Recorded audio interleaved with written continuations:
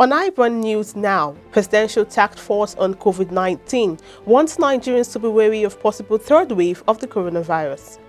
After 28 nights stay, Prince Philip leaves hospital in central London following a successful heart procedure.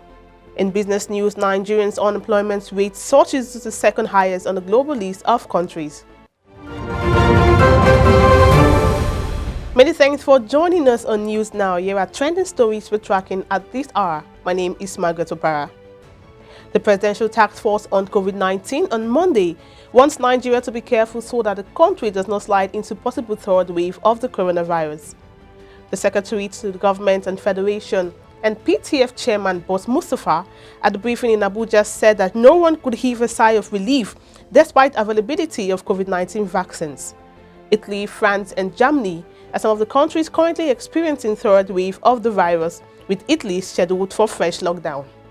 In more stories, the federal government has emphasized the need for Nigerians to be vigilant to end attacks on schools and abduction of students.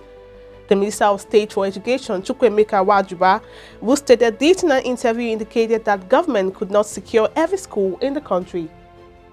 According to him, government has directed schools to report any security threat to the nearest security agency.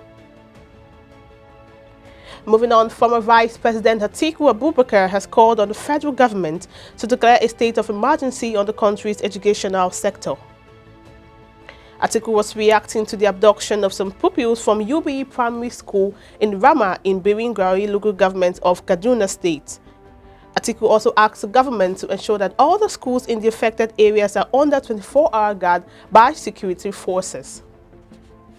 Justice Iyang Eko, judge of a federal high court, has threatened to throw out the bribery suit preferred against Shehu Sani, a former senator by the Economic and Financial Crimes Commission, EFCC. At the court session on Tuesday, AA Ibrahim, Sani's counsel, drew the court's attention to a publication by the EFCC on its Twitter page. Ibrahim said what was reported by the EFCC was not what transpired in the court. Responding, the judge said the court of public opinion is not a court of coordinate jurisdiction. It is this court that has the last say at the end of this matter, not the court of public opinion. Meanwhile, the House of Representatives has promised to recover all dividends, assets and funds belonging to the federal government in privatized and commercialized enterprises in the country. Chairman of the House Committee on Privatization and Commercialization, Makama Misau, spoke on Monday when the ad hoc committee set up to investigate and recover funds, assets and dividends of the federal government in some privatized enterprises held its inaugural meeting.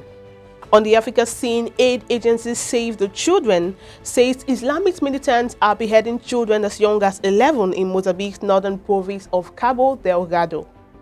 One mother told the agency she had to watch as her 12-year-old son was killed in his way close to where she was hiding with her other children. More than 2,500 people have been killed and 700,000 have fled their homes since an Islamist insurgency began in 2017. On the foreign scene, the Duke of Edinburgh has left hospital in central London following a successful heart procedure. Prince Philip, who is 99, was admitted to King Edward's Hospital in Melbourne on 16th of February after feeling unwell.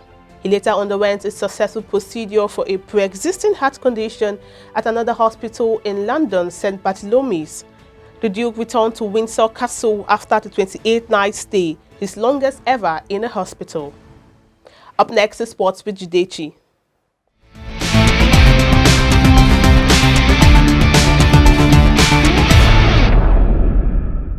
Welcome to the Sports Update. My name is Jidechi Chidezie. Wolves boss Nuno Espirito Santo says goalkeeper Rui Patricio is conscious and okay after he was carried off on a stretcher with a serious-looking head injury during Monday's 1-0 defeat to Liverpool.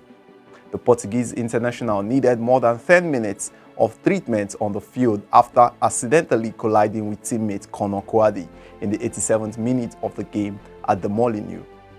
Espirito Santo offered a positive update on Patricio's condition soon after full-time. He's okay, he told Sky Sports. He's conscious, he knows what has happened. And in other stories, Anthony Joshua and Tyson Fury's World Heavyweight title showdown has moved a step closer with Joshua's promoter Eddie Hearn saying a 2-year fight deal has been signed. The winner of the all-British bout will become the undisputed heavyweight champion. The location and dates are yet to be confirmed. Joshua, 31, holds the WBA, WBO and IBF belts, while Fury, 32, has the WBC title. According to Hearn in an interview on Monday, all parties have now put pen to paper and we will be working hard over the next few weeks to confirm the site and dates for the biggest fight in boxing. And that's all for now on the sports news. Back to you, Margaret.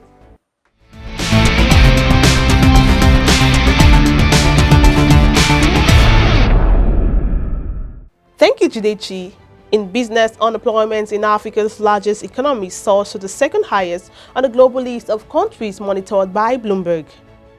Meanwhile, Finnish telecoms giant Nokia is to axe between 5,000 and 10,000 jobs worldwide in the next 2 years as it cuts costs. About 96 Nokia jobs in the UK are under threat as part of the €600 million cost cuts, the firm said. The company currently has 90,000 employees around the world and has cut thousands of jobs since buying telecom equipment maker Alcatel-Lucent in 2016. Still in business, increases were recorded in all COICOP divisions that yielded a headline index. Nigeria's inflation rate has risen to 17.33% in February from 16.47% recorded in January. This is the highest point since April 2017. According to the CBI inflation report released by the National Bureau of Statistics (NBS) on Tuesday, the food inflation stood at 21.79%, the highest point since the 2009 data series began. And also, Dr. Ngozi Okonjo-Iweala, the newly appointed Director General of the World Trade Organization, on Tuesday paid a visit to the Central Bank of Nigerian headquarters in Abuja and spoke on the need to embrace the digital economy. The WTO DG, who was received by a delegation led by CBN Governor Godwin Emefiele, said Nigeria has enough resources and opportunities to exit the recession. She emphasized that Nigeria have what it takes in the country, particularly with the teeming young people who can engage to create jobs and move the economy in the direction that would support youths in the future.